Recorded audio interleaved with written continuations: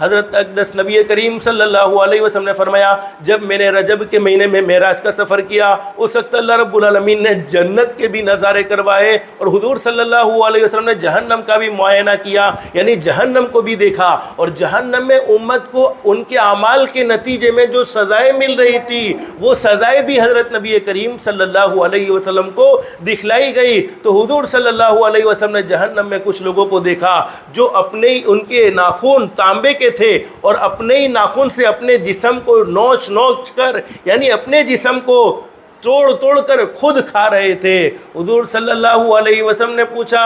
جبریل امین علیہ السلام سے، جبریل یہ کون ہے؟ ارے ان کا اتنا برا حال کہ ان کے ناخن تانبے کے ہیں اور یہ اپنے جسم کو نوچ نوچ کر خود کھا رہے ہیں۔ حضور صلی اللہ علیہ وسلم نے فرمایا، جب یہ پوچھا تو جبریل امین علیہ السلام نے فرمایا میرے محبوب حضرت محمد رسول اللہ صلی اللہ علیہ وسلم یہ آپ کی امت کی غیبت کرنے والے لوگ ہیں، پیٹھ پیچھے برائیاں کرنے والے لوگ ہیں، اور یہ مت سوچو ماں بہنوں کہ ہم کسی کی پیٹھ پیچھے برائی کریں گے سامنے والا ذلیل ہو جائے گا۔ ارے عزت اللہ کی طرف سے ہے، ذلت اللہ کی طرف سے۔ اللہ جسے عزت دینا چاہے پوری دنیا کی طاقت مل کر اسے ذلیل کرنا چاہے نہیں کر سکتی ہے، اور اللہ جسے ذلیل کرنا چاہے پوری دنیا کی طاقت مل کر اسے عزت دینا نہیں چاہے نہیں دے سکتی ہے، اس لیے کہ عزت اور ذلت اللہ کے ہاتھ میں، بندوں کے اور بندیوں کے ہاتھ میں نہیں ہے۔ تو فرمایا کہ غیبت کرنے کی وجہ سے روزے کی برکات و ثمرات ختم ہو جاتے ہیں، اور ہم کسی کی پیٹھ پیچھے باتیں کریں تو نتیجہ یہ ہوتا ہے ہماری نیکیاں اسے دے دی جاتی ہیں اور اس کے گناہ ہمارے سر پر ڈال دیے جاتے ہیں۔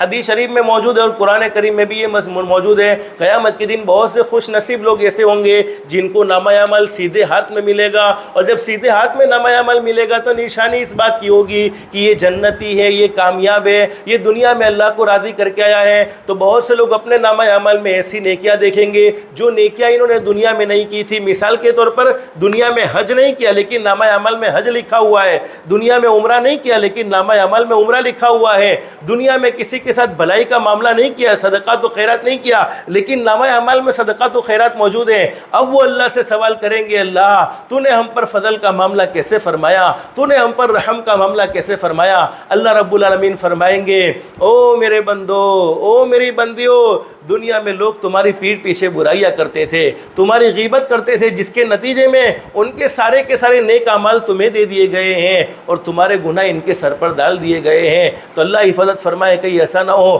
کہ کل قیامت میں نیکی تو ہمارے پاس بہت ہو لیکن ہم نے دنیا میں حقوق ضائع کیے ہو، حقوق العباد میں کوتاہی کی ہو، جس کے نتیجے میں ہم خالی رہ جاوے اور ہمارے پاس کچھ بھی نہ بچے۔